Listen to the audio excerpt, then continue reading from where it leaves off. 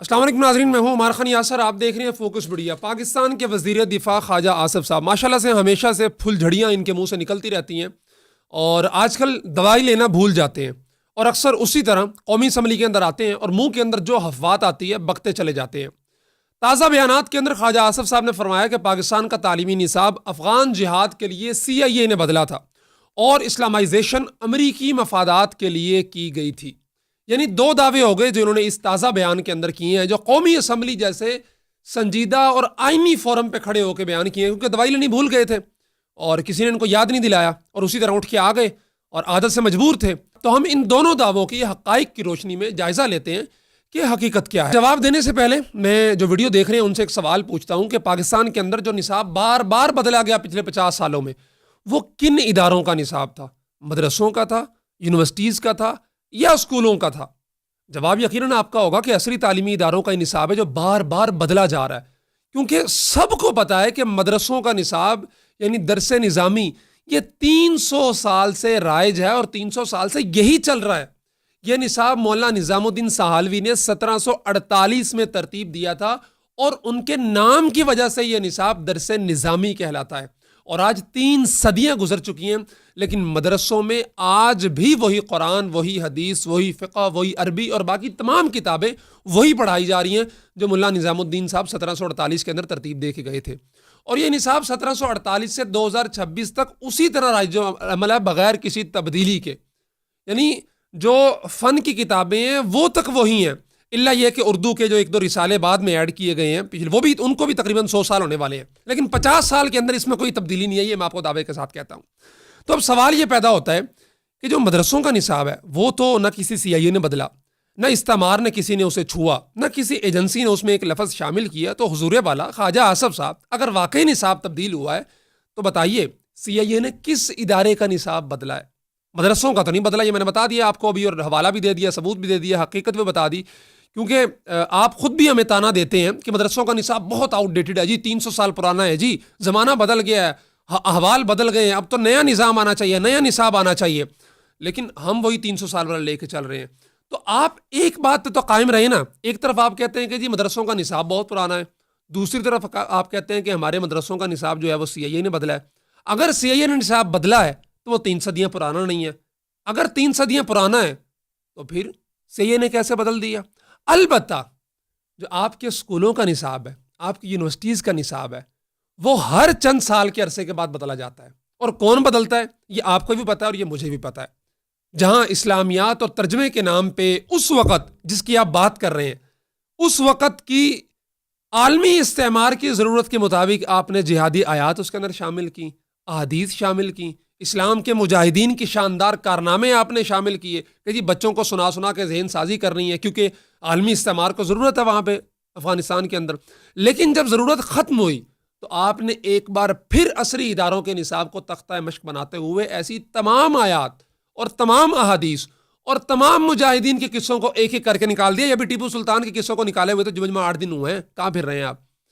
اور اس کے بعد آپ نے آہستہ آہستہ روشن خیالی کے نام پر ہمارے بچوں کے نصاب کے اندر ایسی ایسی چیزیں شامل کر دی ہیں جو دین کی بنیادوں کو کمزور کر رہی ہیں۔ آپ خود ہی، میں جو ویڈیو دیکھ رہے ہیں ماشاءاللہ سمجھدار لوگ ہوں گے یقیناً، آپ خود کسی بھی صوبے کے نصاب کا جائزہ لے لیں پچھلے 50 سال کا، اور اس کے بدلتے ہوئے رنگ دیکھ لیں کہ کب، کہاں، کیسے، کس دور میں کس نصاب، کس صوبے کے اندر کیا نصاب تھا، اسلامیات کا ہو، عربی کا ہو، یا اس طرح کی جو دیگر کتابیں ہیں۔ جب صاحب بہادر کی طرف سے حکم آیا، خواجہ صاحب اور ان کے رفقا منوً جی حضوری میں لگ گئے اور جہادی آیات و احادیث اور مجاہدین کی قصہ شامل کر دی ہے، اور جب ضرورت ختم ہو گئی، اب جی یہ دہشت گرد ہو گئے جو مجاہدین تھے، اور جی اب ہم نے روشن خیالی کی طرف جانا ہے، تو ساری چیزیں نکال دی گئیں۔ خواجہ صاحب کتنے پھر دے ہو، کہڑا CIA دا نصاب مدرسہ نے تبدیل کیتا ہے؟ آپ کے عصری تعلیمی اداروں کا نصاب تبدیل ہوا اور آپ نے تبدیل کیا، تو دوش ہمیں کیوں دے رہے ہیں؟ قومی اسمبلی کے اندر کھڑے ہو کے آپ کس سے شکوہ کر رہے ہیں، کس کو باتیں سنا رہے ہیں؟ اور اعلی مدارس کو رکیدنا تو آپ کا ایک جو ہے نا وہ مشغلہ بنا ہوا ہے۔ بہرحال پہلا جو دعویٰ تھا آپ کا کہ نصاب بدلا گیا، بار بار بدلا گیا، CIA کے کہنے پہ بدلا گیا، اس کا جواب تو آپ کو مل گیا کہ مدرسوں کا نصاب تو نہیں بدلا گیا، جن کا بدلا وہ بھی آپ کو بتا دیا، اور کس نے بدلا وہ بھی آپ کو بتا دیا۔ دوسرا دعویٰ آپ کا کہ جناب امریکی حکم پر اسلامائزیشن کی گئی امریکی مفادات کی خاطر پاکستان کے اندر، تو یہ جملہ سن کے مجھے ہنسی بھی آتی ہے اور دکھ بھی ہوتا ہے۔ آپ کا مطلب کیا ہے؟ اگر افغان جہاد امریکی مفادات کے لیے تھا تو کیا اسلام اور جہاد کے تصورات بھی امریکی مفادات تھے؟ آپ کیا کہہ رہے ہیں کہ پاکستان کے دینی جذبے، قرآن و سنت کی تعلیمات اور جہاد فی سبیل اللہ جیسے تصورات بھی یہ سب CIA کے منصوبے تھے؟ اور اس سے پیچھے چلے جائیں 1979 سے پہلے جب امریکی مفاد نہیں تھا افغانستان کے اندر، تو اس سے 1400 سالوں میں جو جہاد ہوا، جو مسلمان ظالموں کے خلاف کھڑے ہوئے، مظلوموں کے حق میں کھڑے ہوئے، تو وہ اسلامائزیشن کس کے مفاد کے لیے تھی؟ اصل بات یہ ہے کہ جو 1979 کے بعد ریاست نے کیا وہ بھی امریکی حکم پر تھا، اور آپ جو آج کر رہے ہیں اور جو کھڑے ہو کے آپ بار بار بیانات دیتے ہیں وہ بھی امریکی اشارے پہ ہو رہا ہے۔ آپ کب اسلام اور پاکستان کے مفادات کو اپنی سوچ کے مطابق سمجھیں گے اور بیان دینا شروع کریں گے؟ اپنے آئینے سے آپ کب چیزوں کو دیکھنا شروع کریں گے؟ ہمیشہ امریکی چشمہ لگانا کیوں ضروری ہوتا ہے آپ کے لیے کہ 1979 کے بعد امریکہ نے کیا اٹھ جاؤ، آپ اٹھ گئے اور فیسیلیٹیٹ کرنا شروع کر دیا آپ نے ہر چیز کو؟ کیوں؟ امریکی مفاد تھا۔ اور اب مولویوں کو رگڑ دو، زمین کے ساتھ لگا دو، پیس دو ان کو، کیوں؟ امریکی مفاد ہے جی۔ روشن خیالی ہونی چاہیے، جدت پسندی ہونی چاہیے۔ کب تک آپ کا جو فہم ہے، جو شعور ہے اور آپ کا دیکھنے کا زاویہ ہے وہ واشنگٹن سے طے ہوتا رہے گا؟ آپ کی شخصیت کوئی بڑی نہیں ہے، لیکن جس منصب پہ آپ بیٹھے ہیں، جو وزارت آپ کے پاس ہے، آپ پاکستان کا چہرہ ہے۔ پاکستان 7ویں ایٹمی قوت ہے اور اسلامی دنیا کا طاقتور ترین ملک ہے۔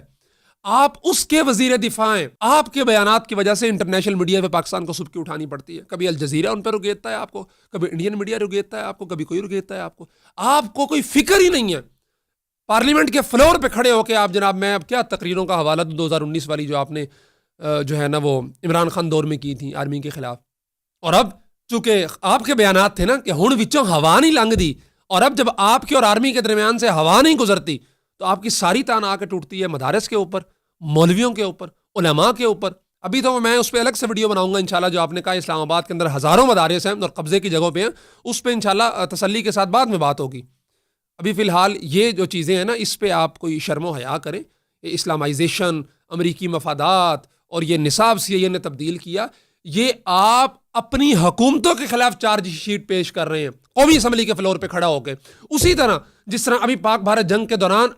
بھارتی میڈیا بار بار آپ کے بیانات کو چلاتا رہا کہ جی خواجہ آصف نے انٹرویو کے اندر یہ بیان دیا اور اسمبلی کے فلور پہ بیان دیا کہ ہم نے دہشت گرد جتھوں کو سپورٹ کیا، ہم نے بھارت کے اندر دہشت گرد مجاہدینوں کو سپورٹ کیا اور ان کو سارا کچھ دیا، اور کہ بھارت کے اندر جا کے حملے کو ہم نے ان کو پالا پوسا بڑا کیا۔ آپ کے بیانات کی بنیاد پہ 2 ایٹمی ممالک آمنے سامنے آئے اور ایٹمی جنگ ہوتے ہوتے رہ گئی، لیکن آپ کو نہ آئی تو شرم نہ آئی، نہ آئی تو حیا نہ آئی، نہ آئی تو آپ کو ذرا سی غیرت نہ آئی کہ آپ سوچ سمجھ کر بیان کریں، اور نہ آئی تو آپ کے سیکٹری کو ذرا حیا نہ آئی کہ آپ کی دوائی آپ کو ٹائم پہ دے دیا کرے۔ خدا کے واسطے اپنے منصب کا خیال کیا کیجئے، اور کوئی بھی بیان دینے سے پہلے الفاظ کو تول لیا کیجئے کہ میں کیا بات کرنے لگا ہوں اور کس فلور پہ کھڑا ہو کے میں بات کر رہا ہوں۔ انسان کو بعض دفعہ جب منصب بار بار ملتا ہے تو اوقاتوں بار ہو جاتا بندہ، انہیں یقین نہیں آ رہا ہوں کہ میں جناب فارم 47 تو آ کے وزیر بھی بن گیا، بار بار بن گیا۔ تو ذرا حیثیت میں آ جائیں، اوقات میں آ جائیں، اور لوگوں کے جو آپ نمائندے بنے پھر رہے ہیں، لوگوں کی منشا، ان کی چاہت، ان کی ذہنیت، ان کے دین پہ اٹیک کرنا آپ چھوڑ دیں، یا پھر آپ اپنی ناکامی تسلیم کریں کہ اس وقت آپ لوگ ہی تھے نا، صحیح ہے، اس وقت آپ اس نرسری کے اندر پھل پھول رہے تھے، اس وقت آپ کی وہ کیا پنیری لگی ہوئی تھی، ٹھیک ہے، اور اسی پنیری کے اندر پل کے آپ اور آپ کے لیڈر صاحب ماشاءاللہ پروان چڑھے ہیں، جس پنیری نے اسلامائزیشن بقول آپ کے کی ہے اور سارا کچھ کیا ہے، یا جہاں جہاں نصاب تبدیل ہوتے ہیں ان ساری حکومتوں کے اندر آپ شامل تھے۔ 79 سے اگر شروع کریں، 85 کے بعد تو مسلسل آپ رہے ہیں، نواز شریف صاحب بھی رہے ہیں، باقی حکومتیں بھی، مشرف کو نکال کے،